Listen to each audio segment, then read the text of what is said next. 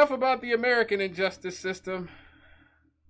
Brothers and sisters can't even get no peace when we leave America now, because now a road trip to Mexico for cosmetic surgery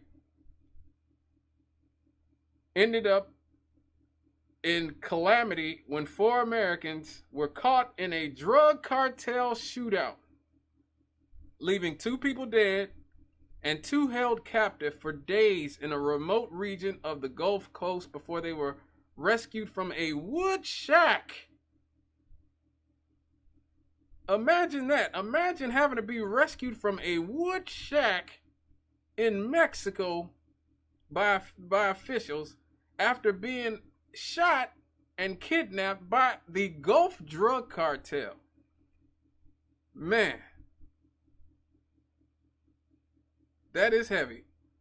Their minivan crashed and was fired on shortly after they crossed into the border city of Matamoros on Friday.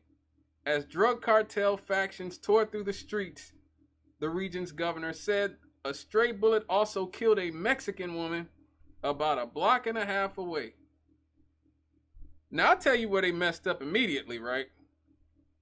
They were in a town called Matamoros, which essentially translates to kill black people, kill blacks, or black death, So I'm not gonna be no place called Matamoros as no brother or sister. You ain't gonna catch me there. I'm sorry. So the 4 Americans were hauled off in a pickup truck, and Mexican authorities frantically searched as the cartels moved them around, even taking them to a medical clinic to create confusion and avoid efforts to rescue them. Tamaulipas Governor Americo Villarreal said in a statement, they were found Tuesday in that wood shack, guarded by a man who was arrested in a rural area east of Matamoros called El Ejido Teocote. On the way back to on the way to the Gulf called Baghdad Beach. You know you live in a botted town when the beach is called Baghdad Beach. According to their chief prosecutor, the state's chief prosecutor, Irving Barrios. The surviving Americans were whisked back to U.S. soil on Tuesday in Brownsville, Texas, just across the border from Matamoros. The convoy of ambulances and SUVs was escorted by Mexican military Humvees and National Guard trucks with mounted machine guns. A relative of one of the victims said on Monday that the 4 had traveled together from the Carolinas so one of them could get a tummy tuck surgery from a doctor in Matamoros. Woo, child. I wish I would die in a shootout so somebody can get a tummy tuck. I wish I would die in a shootout in a third world country, maybe the most violent country on the planet, so you can get a tummy tuck. My God, I am sorry. I would come back to life, or at least haunt you for the rest of your life if you survive after I get killed so you can get a tummy tuck. I'm sorry, we ain't cool after that. We are not cool after that. Hold on, caller. Let me finish going through the rest of this god-awful story. Now, the governor said that the wounded American, Eric Williams, had been shot in the leg and the injury was not life-threatening. The survivors were taken to Valley Regional Medical Center, with an FBI escort. The Brownsville Herald reported, a spokesperson for the hospital referred to all inquiries to the FBI. Now, the two brothers who died were named Shahid Woodward and Zindale Brown. Rest in peace, brothers. Mourn you till we join you. Will be turned over to the U.S. authorities following forensic work at the Matamoros morgue. Video and photographs taken during and immediately after last Friday's abduction show that the American's white minivan was sitting beside another vehicle with at least one bullet hole in the driver's side window. A witness said the two vehicles had collided almost immediately. Several men with tactical vests and assault rifles arrived in another vehicle to surround the scene. Mexican authorities' hypothesis is that it was confusion, not a direct attack. The gunman walked one of the Americans into the bed of a white pickup, then dragged and loaded up three others. Terrified civilian motorists sat silently in their cars, hoping not to draw any attention. I bet you they did. Two of the victims appeared to be motionless. That's probably the two brothers who died. The shootings illustrate the terror that has prevailed for years in Matamoros, a city dominated by factions of the powerful Gulf drug cartel who often fight amongst themselves. Amid the violence, thousands of Americans have disappeared in Tamaulipas state alone. Mexican President Andres Manuel López Obrador said, or AMLO, said the people responsible would be punished. He referenced arrests in the 2019 killings of 9 U.S. Mexican dual citizens in Sonora near the U.S. border. AMLO complained about the U.S. media's coverage of missing Americans, accusing them of sensationalism. He said that when Mexicans are killed, the media go quiet like mummies. Well, of course. Duh. Of course we're going to care more about our citizens than yours. Is that supposed to be some sort of gotcha? I mean, you know, God loves us all. Jesus loves us all. I'm not saying that Mexicans dying isn't tragedy, but Mexicans dying in Mexico is Mexicans' problem. Americans dying in Mexico is America's problem. Okay, so I generally like AMLO. He's a leftist. He generally has a power to the people, a populist worldview, but I got to disagree with him. Now, U.S. Attorney General Merrick Garland put blame for the deaths squarely on the drug cartels. He said the DA and the FBI are doing everything possible to dismantle and disrupt and ultimately prosecute the leaders of the cartels and the entire networks that they depend on. The FBI had offered $50,000 as a reward to the victim for the victim's return and the arrest of the abductors. Now, here's the thing that knocked me out, y'all. I'm going to be real with you. Just yesterday, this is a new update to the case that has just come out. A letter came out from the Mexican drug cartel, the Gulf cartel, that was blamed for killing these 4 people, these 2 brothers, and wounding another brother, and the sister, who was the one getting the tummy tuck, she went unharmed, of course.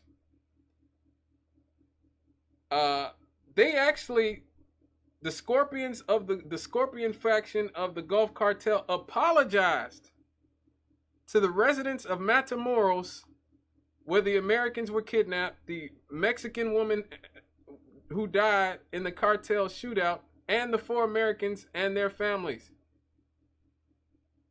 Yes, the Gulf cartel, the Scorpion faction of the Gulf cartel, apologized to America, to the Mexican woman who passed away in the shootout, and the 4 Americans and their families who were wounded and killed in the shootout. He has said that the Gulf cartel said that they have decided to turn over those who were directly involved and responsible in the events who were at all times acted under their own decision-making and lack of discipline, adding that those individuals had gone against the cartel's rules, which include respecting the life and well-being of the innocent.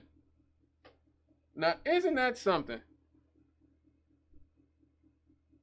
Isn't it something when a drug cartel is willing to take responsibility for its own actions more than the American police is when they kill black people?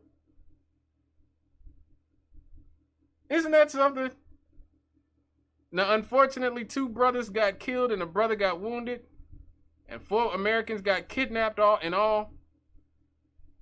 But if those people, unfortunately, had been kidnapped, had been shot by the police here in this country, the families wouldn't even got that. They wouldn't even got the apology. Jesus, this whole story is something else. Let me go to this caller. Thank you, caller, for being so patient and sticking with me all this time. Hello, caller. Work Mexico. Huh? Could you repeat that? Yes, I used to work Mexico in the trade zone between Mexico and Texas. Yeah. And this just didn't start. This have been going on for about 30 years now. Oh yeah. Yeah, because the first case I heard of, they kidnapped 2 white girls. You might not be believing, but they buried them in a barrel. I believe it. Used to do. Yeah, I believe it. Yeah. They used to kidnap Americans, and they would take them out in the desert and put them in a barrel. Which, you know, if you're in the desert, you're going to be toast within hours. Mm-hmm. And they would demand ransom for them. Mm-hmm. And Mexico have always been dangerous. Mexico is no place. A lot of Americans go there, Cancun and different places to, relax and have a good time. But on your way in those compounds, they have machine gun nests everywhere to protect Americans. Mm-hmm. And, they had a prison there, a federal prison. It was once a women's prison, and they turned it into a mall. And you could go there and have your shoes made. When we were wearing snake skin and oysters and all that, you could go right into this place and sit down. Within an hour, you would have your boots made. But my friends tell me it's too dangerous to go in there now, because they used to take us over the border in a van. We would park at the hotels, and this Mexican guy would come around and pick us up, about 15 of us, and take us into this mall where we would have clothes made. But those days are over with. Oh, I can imagine, brother. I can imagine. And most likely the 2 young men that were killed and the man that were harmed, most likely that cartel, the Scorpion cartel, they are going to pay their families off. They're going to pay the families will receive money for their murder. Wow. Yeah, and 2, what happened? They thought those 4 black guys were Haitian. Yeah. Part of the Haitian drug cartel. Oh, okay. Yeah, that's why they hit them, because they were assuming they were part of the Haitian cartel, because they have been tension between the Haitians and the Mexican cartel. Wow. But Mexico is no place to go unless you on a cruise or something of that nature, where they got machine gun nests and police everywhere. Wow, I heard that, brother. Well, thank you for your call, brother. All righty. It's all good. Yeah, I absolutely agree with that. And let me just say this as well. A lot of this started post-NAFTA. We talk about NAFTA a lot on this program. The North American Free Trade Agreement that destroyed the lives of millions of Mexican people, destroyed the lives of millions of American people, and even some Canadians. It hollowed out the working class in all three countries, America, Mexico, and Canada, somehow. A lot of Mexican corn farmers were destroyed by this. And so this is really this has been 30 years. Now we're at 30 years now of the type of insane violence of Mexican drug cartels. And you know, this is it really is sad. I think I always tell people, when you look at crime and violence, right, in this side of the world, all of our neighbors are some of the most violent countries in the world. All of them. From Mexico, Guatemala, Honduras, El Salvador, Colombia, Venezuela, Puerto Rico, Jamaica, Haiti. All of these countries are extremely violent countries. They have one thing in common: they are close to the United States of America. They are close to the United States of America, and if you go on any website, whether it's Google or Wikipedia, and you look at the countries with the highest intentional homicide rates, virtually all of them are on this side of the world.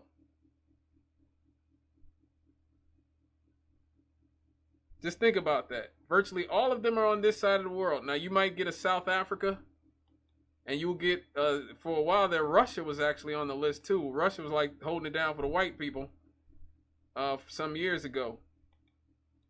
But for countries that are not at war, in a direct war like Syria or something, virtually all the most violent countries in the world are on this side of the planet.